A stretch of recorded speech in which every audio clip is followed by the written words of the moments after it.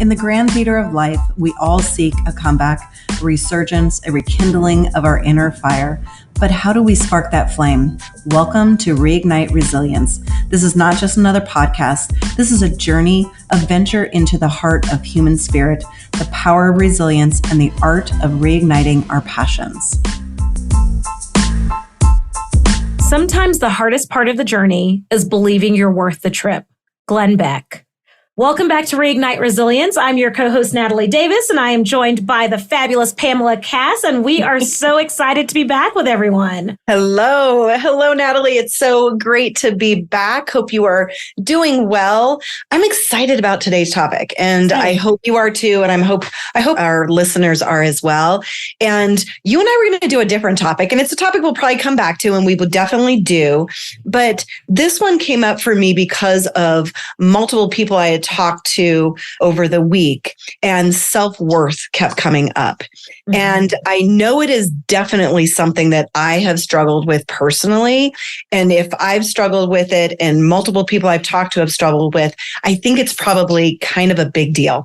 And so I think that the goal of today is to talk about what is self-worth, what are the fundamental elements of it, what are some impacts that low self-worth can actually have on us, and then hopefully give you some ideas and some tools on cultivating a more positive self-worth. So that's what we're unpacking today. So hopefully everybody is settled in and excited to hear our journey and learn a bit about us. Absolutely. Well, I'm sure that they can settle in and get excited about hearing about us. I don't know if anyone gets excited about talking about their own self-worth. No, they don't. You're in the midst of it, right? Of figuring it out.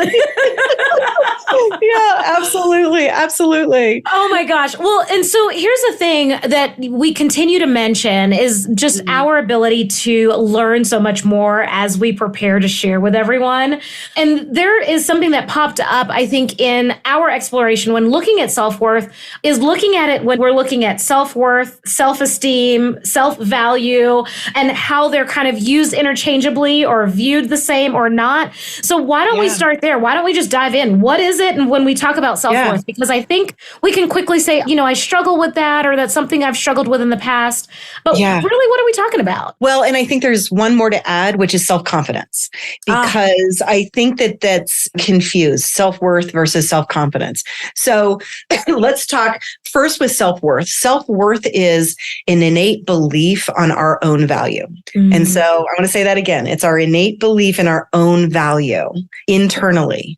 Our self-esteem is how we view ourselves externally and compare ourselves to other people. So how we look, what skills we have, what benefits we have in our world. The self-confidence is our belief that we can complete a task or achieve a goal. So I can be completely self-confident in the fact that I can teach a class or coach or close a real estate transaction. And people from the outside looking in may say, wow, she is like super self-confident. She's got high self-worth, but it's not the same. So our self-worth is way deeper. And I think a lot of people struggle with that.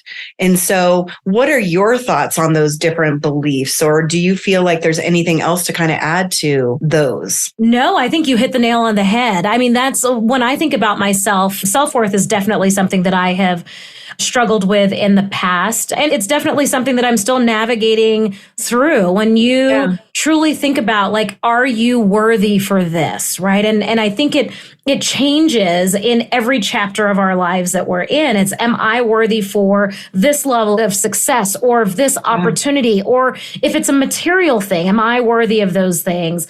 And so that is something that I have struggled with in the past. I am still working through and recognizing and understanding that I am worthy of all of these things I'm attracting and bringing into my life. But like you said, when you talk about self-confidence, we've talked about saying yes to the things that bring you absolute joy, that fill your bucket, that bring you happiness. Yes. When I say yes to things and I'm prepared for things, 9 times out of 10, I'm absolutely prepared for anything that I've said yes to or any scenario that I'm walking into. I've done some level of research. And so when you have that For me, it's having knowledge, understanding, having the research, having that tucked into my tool belt to know what I'm walking into. And so that self-confidence piece, I feel like I own that. I crush that, right? Like as long as I know what I'm walking into, let's do it. We got this. We got it. Exactly. Yes. Now, should I be there? And so specifically, like I do a lot of speaking across the country. And so sometimes the invitations will come from organizations and companies. And I think I am so honored for this, for this opportunity. And I will absolutely give you a kick-ass presentation. But why me? Right? Like, and that's where the self-worth comes in. It's like, wait, but why me? Why am I the one? Yeah, exactly. And I think a lot of us kind of deal with it. Do I deserve to be in this space? Like, am I worthy of this relationship? I'm worthy of this career and this position and the influence that I have. Yeah, I think that's so important. And I think it's important to understand that our self-worth comes from a deep space, a deep belief. It comes from our childhood influences. It comes from social factors, where we grew up and how we grew up, and also from relationships and experiences we've had. And I know that there have been significant relationships in my world, in my life, that have really damaged my self-worth. And so I think that's when we talk about it's easy to become confident about something. You do enough research, you do enough preparation. That's kind of the easy part. But the self-worth piece of it is a much deeper thing. It's a much deeper dive of understanding, why do I feel like I don't deserve this that's coming into my world? And so I think that, and that's really what I want us to kind of discuss and unpack today. Absolutely. Well, and I love that you make the connection between self-worth stemming from like childhood, right? Because we know that at a very young age, children are looking for babies, infants, they're looking for that connection. For me, I can see, just because I've done some work on myself and continuing to work on myself, but that struggle, that battle that I've had with self-worth absolutely made its appearances for me in my childhood. And I had very early in my childhood, I was adopted, and I feel that I had a very loving family. Mom and dad were amazing, big fans, big supporters. But as I've gone back to look at that as being an adopted child, right? And adopted within my family, right? So I knew my parents. And so for me, it was this struggle of wanting to be accepted, right? Because I needed to perform or do something to be worthy to be in that space. Because again, it comes back to, well, why me, right? Like, why am I the one that's adopted? And if it was me that was chosen, then I need to make sure that I perform to some degree or do something to some degree to satisfy whatever that person is looking for, which dives into like the whole people pleasing complex that I have. But that's a different episode. Oh my gosh.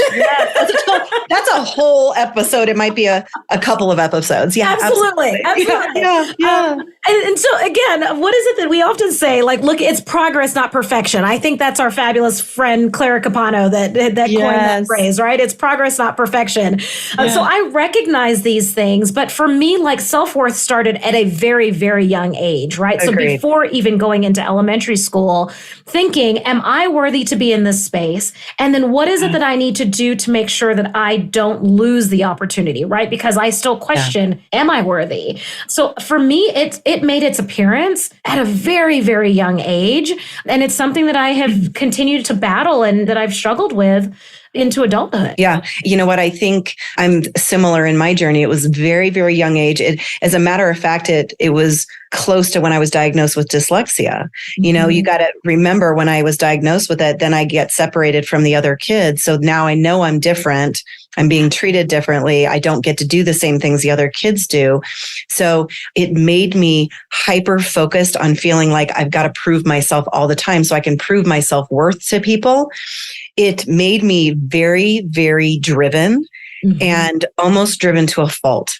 Whereas my coach talks to me all the time. He goes, why do you keep saying yes to these things? He goes, what if you would say no? Well, then what if they find somebody else? Or because I've tied that stuff to my self-worth. Yes. But I think, uncovering and doing the research on this, that your accomplishments, those things have nothing to do with your self-worth. No. And so it's separating that. But first identifying, where did it come from? So for me, it was very young, same thing with being different, having the disability. And then it was stepping into a marriage where I was constantly told that you're not good enough. You're not a good mom. You're not pretty enough. You're not smart enough. All of those things where it just confirmed what I had believed about myself. Yeah. And so it's been this very long journey. So you said you're still working on yourself. Oh, girl, I think I just started. That's how I'm starting. And I was like, I sometimes need a village, I think, a coach, exactly. a friends, all the things. Yeah. We all do. And you just said something like totally struck a chord because going back now, whatever we do in childhood, I don't know why we do this to ourselves when we have our classmates and our peers, but you talk about that separation. And it's funny because you think about, well, it's not funny, but when I think about the one-off people that made such a huge impact in your life that said, you're not smart enough, you're not pretty enough, you're not good enough, they're probably like just a handful of people that you could count, right? That made these statements that completely discredited the thousands of other people that told you otherwise, right? And so it goes back to what you started us off with, like that belief in our own inherent values that we have. Like if we aren't in tune with that and aligned with that and embracing that wholeheartedly, it takes one person, one comment to just put you off kilter to think, you know what? I may not be smart enough. Why am I doing this? Yeah, why am I doing this? Yeah. Yes, exactly. And questions everything. I love it. There's an author, Trevor Moab. I don't know if you've ever heard of him. Unfortunately, he's passed away. He talked about the difference in power between negative words and positive words. And it is, and I wish I remember the percentage. It was substantially different. So when somebody says something negative to you, it's going to be far more impactful than if you say something positive. Yeah. And so I think having that awareness that when somebody says something negative about you, that's going to have a big impact. And so when we're talking to other people, being aware of that those words that you say could have a dramatic impact on them from the time they're young all the way until they're an adult. So that's interesting. I love that. Oh my gosh. I actually did a writing exercise a few years ago. One of the writing prompts took us through reflecting on our childhood, like middle school, high school timeframe, like recognizing and forgiving all of the people that were mean to you. Oh, wow. That was probably the most emotional writing exercise. And as like a full-blown adult with adult children, I'm doing this writing exercise and I'm in tears and I'm thinking, okay, yes, I do forgive these people. But until you take that moment to pause to say, okay, it does not, what those comments, that behavior doesn't impact who I am today, or it shouldn't impact who I am today as greatly, but it was buried in there, right? Like the emotion was buried in there still because I got emotional thinking about them. And you go through the whole roller coaster. It's the shock and then the being upset and angry. And then it's the emotional impact that you felt and going back into that space. So we need to recognize, like, it's not just one person said it and we brush it off and we keep moving on. Oftentimes we bury it because we don't even want to acknowledge that we think that there may be truth in it. And even if there is truth in it, if we have compassion for ourselves, we can just move beyond it, which I think is an important piece for us. I agree. And you know what? It's interesting. As you were talking, I thought about our childhoods, the things that we didn't have Facebook and social media. And I think about today's world and the kids today and what they're seeing on social media, whether it's Instagram, TikTok, Facebook, whatever. They're seeing these idealized lives of their friends and peers and people their age. I think that can have a dramatic impact on someone's self-worth if they see that, oh my gosh, look at this person who's my age, who is a influencer making millions of dollars, and who am I? And so I think that's important. And I think we do it as adults. We jump on social media and we see these perfect lives of our friends and we're just like, oh, I'm not worthy of a life that good. And so it's something to I limit my views on Facebook because of that. I have to be very careful not to put my self-worth on what other people have going on in their lives. Absolutely. So that's a hard one. Yeah. Like social media has just made it the keeping up with the Joneses times 10, right? Like it's just amplified. Whereas the competition was previously just with your neighbors. Now it's with the world. Everyone. It's so tough. It's so tough. Well, I'd love to talk a little bit about what some of the fundamentals of self-worth are. And I think one of the top ones, and you've mentioned it a couple times, is that self-acceptance. Yes. Accepting us for who we are, including our strengths and our weaknesses. Yes. I think that is so important to know that, you know what, these are my weaknesses and that's okay, but here are my strengths. Yes. And so I think that self-acceptance piece is a really important piece of the self-worth journey. Yes. And that feeds into the people-pleasing portion of that 100%. We touched on it. And again, we said it jokingly, only because we've learned to accept it as part of who we are and then adjust, right? We've learned to adjust and adapt when we recognize it popping up. But when you have that self-acceptance, it's truly like embracing who you are, dropping the criticism, dropping the judgment. And I think when you are able, or even if you find yourself that you're being critical of yourself, like going back to that compassion, right? So self-compassion, like if we could all just be kinder to ourselves. Oh my gosh. Yes. So it's okay. And we've talked about it being okay to start over. Like these are the things, even if you have a shortcoming or a failure to some degree or any type of setback, like having compassion for yourself, the action or the activity that you went through does not determine who you are, right? So you're still the same amazing, fabulous person. You just so happen to, back into a light post. Or like myself that I did earlier this week, lock yourself out of your own house, right? So it's fabulous. It's fun times. You have compassion for yourself and understand that, like for me in that moment, I just laughed and I sat on my front porch and I thought, this is like me juggling too many things. I understood that my plate was too full on that day. Here I was trying to maneuver too many things, locked myself out of the house. And then I go into problem solving after laughing at myself. But I'm not going to beat myself up or call myself stupid or, dumb or whatever it is. I did try to break into my own house though, and I was not successful. But that's okay. Different day, different story.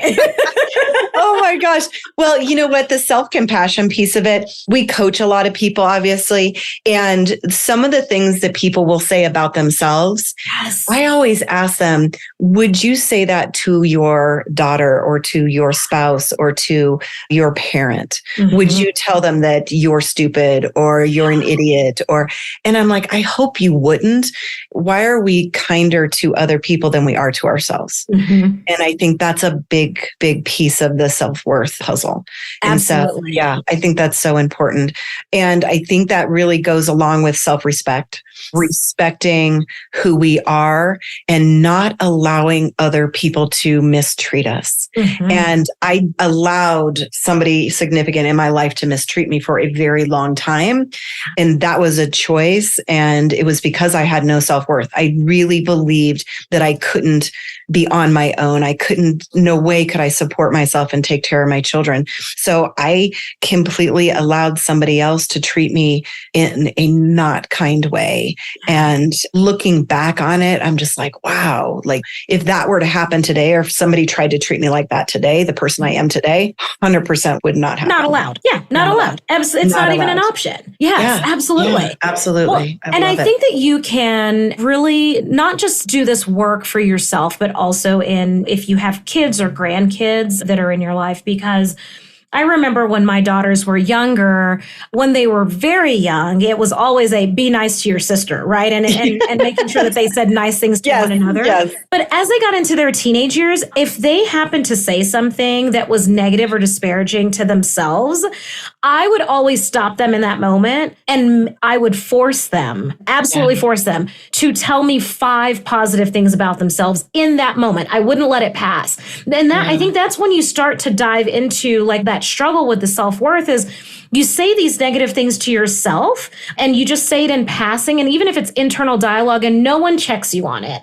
And so for me, it was a priority to check my girls on it, right? Like you're not going to speak to yourself like that because you wouldn't speak to your girlfriends like that. So don't speak to yourself like that and counter it by giving me 5 positive things. It might have been 3. It was either 3 to 5, depending on how harsh it was, but they were forced to say something positive. You know what? And it's so interesting you say that because I think it also goes along with when somebody pays you a compliment, how you respond to that. Why is it that when somebody pays us a compliment, we oh, that's this or that's that or whatever. Why do we do that instead of just saying thank you?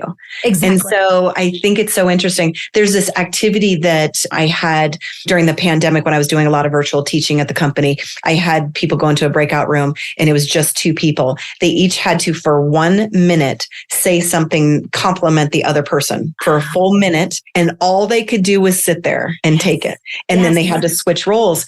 And when we came back into the main room, they're like, that was hard. It's hard. Not only was it hard to just accept the compliments, it was hard to just spew out all these compliments. So I'm just like, wow, so it's a powerful exercise. So I love that you made them stop and say 5 amazing things about yourself because we are all day long complimenting other people, but we're not complimenting ourselves. Absolutely. Like you did a really good job on that. Like I am really proud of that and I'm proud of myself. So we just don't do it enough. So I think don't do it enough. That's important. That's important. I've done that same exercise live, face to face. And when you're standing 1 foot away from another person, hard. That's tears. Can I just say tears? Yes. It is. It is such a powerful activity. So if you want an activity to do with a significant other, with your kids, do that activity. Agreed. Sit there and allow them to just hear what you believe, what you see in them, what you see positive in them, and let them do the other thing. And if you want to get real spicy, make them for a minute say things that they like about themselves. Oh, I love that. That would be super spicy. So that's not what I thought when you said spicy. I was like, oh gosh, where are we going? We got to keep it spicy. We got to keep it dark. That's based off of your level of spice, whatever degree of spice you'd like to take it to. Well, exactly. Some like it mild, some like it real hot, but and it will make you uncomfortable. If you are not used to saying nice, positive things about yourself, loving things to yourself, then it could be real spicy. Absolutely. If it's something that you do it could be a little bit mild, but so that's important. Self-awareness, I think, is a really important thing to think about when we think about self-worth as well. Understanding our own emotions and things that trigger us. I have to be really careful because there are certain personality types that are similar to past relationships that are triggers for me. And I have to really be cognizant because what it can do is take me right back to that low self-worth state. Yes. And so understanding our emotions, I think, is a pretty important piece of the self-worth journey. Well, and I think that those things typically happen and pop up as different patterns within our lives. And so if you are not aware of this, typically my experience has been that it will continue to pop up until you either grow from it, learn the lesson from it, or make a change, right? So if you recognize that there's a similar personality type that you continue to attract or draw into your life or into your community, figure out why. What about that personality is triggering to you? And then what about yourself is inviting it to you, right? Like that's the big piece because you have to understand that you have a huge role that you're playing in that 100%. Person that's coming in or the situation that you continue to muster up for yourself. Absolutely. Because we're drawn to what's familiar, you know, and we don't even know it, but if it's familiar to us, we will just instinctively be drawn to it. So when you are looking at a situation that has happened or a person that keeps coming into your life, like you said, kind of looking at yourself and saying, is there a pattern here? Like, have I been in this space before, but with other players? And oftentimes you're going to be like, oh, shoot. Yep.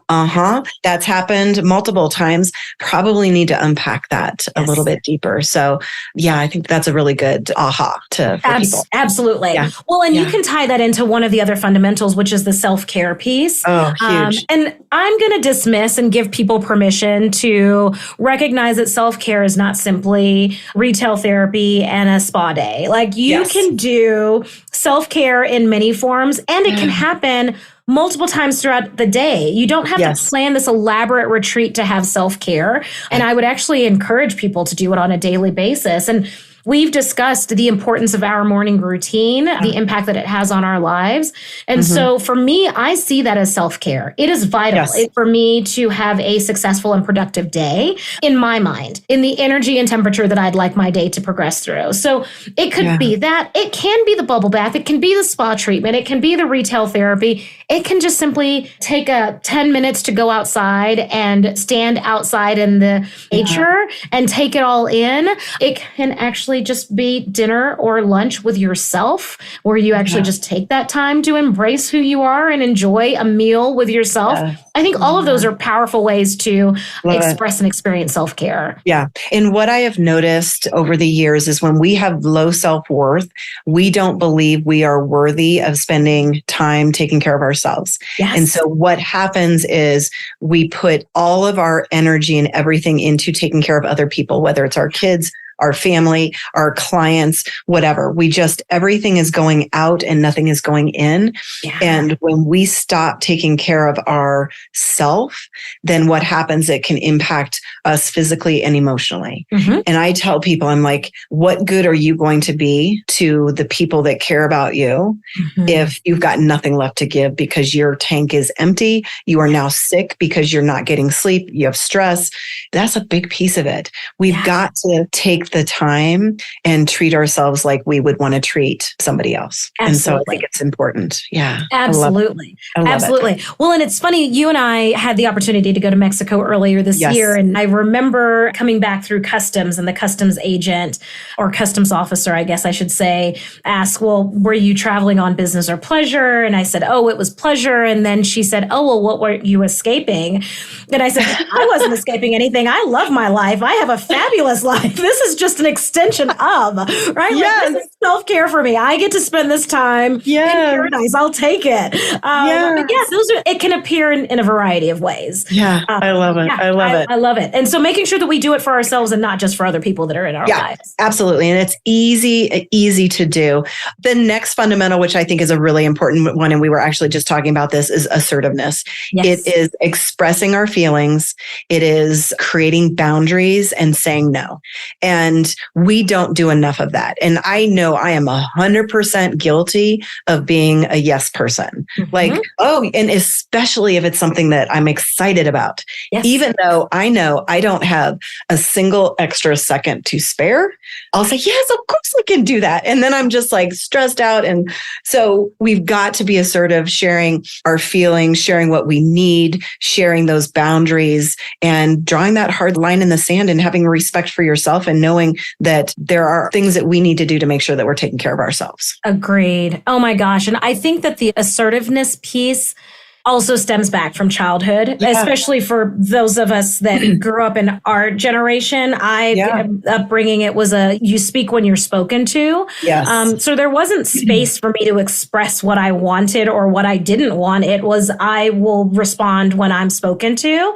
The other piece of that is also kind of the traditional gender roles that were identified during my upbringing, right? It's like, well, as a woman, as a female, you don't want to be the person that's like assertive, right? You're the one that is going to make everyone around you happy and comfortable, even though you're uncomfortable.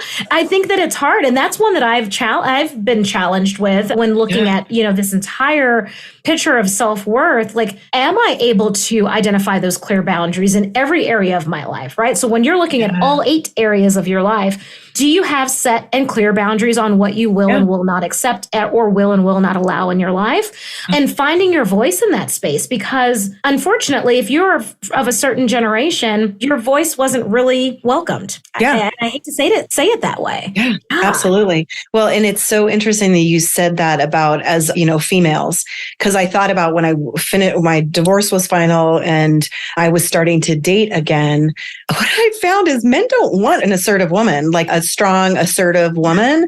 Yeah. And so I found myself almost retracting and going backwards, saying, okay, I'll be a little more meek and I'm not as assertive because I want this person to like me.